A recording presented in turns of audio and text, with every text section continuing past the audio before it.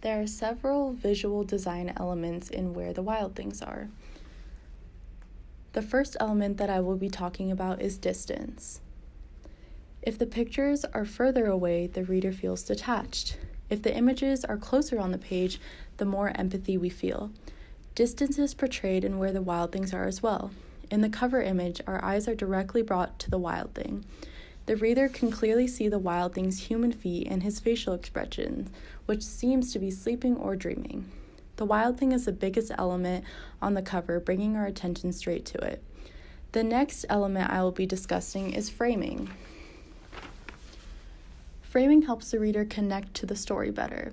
The more space around a picture suggests the reader looking into the story from the outside in. A full bleed makes the reader feel as if they are living in the story. Breaking the frame suggests excitement. In Where the Wild Things Are, the framing has a distinct pattern.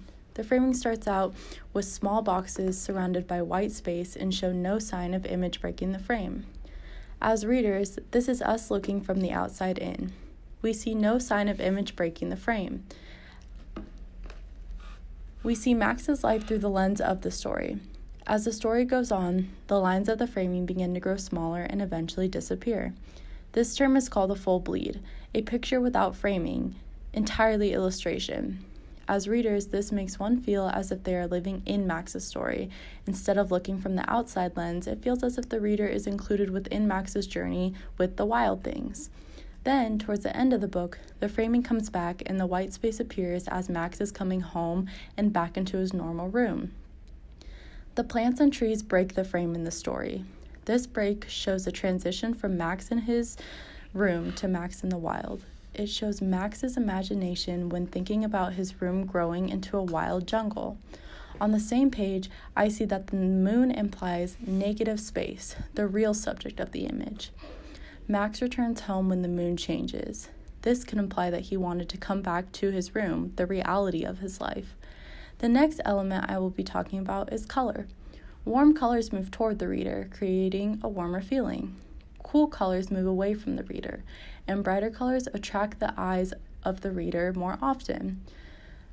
The start of the book seems dull in showing a plain room with darker colors. This shows Max's emotions in the book, alone and bored. The colors start to get brighter. The ordinary room creatively expands to a jungle. Then, the colors that the author uses are forest colors and white. The white color makes Max stand out from the rest of the book, easily catching the reader's eye.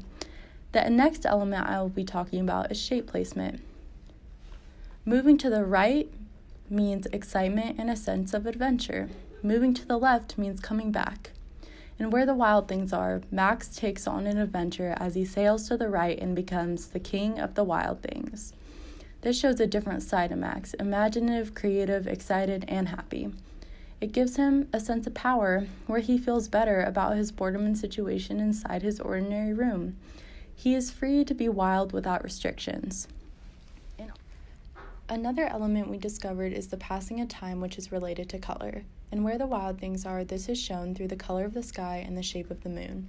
The moon is a symbol of fertility, which we see throughout the book, and we know it is important, for it is even placed on the back cover. There is more than what meets the eye.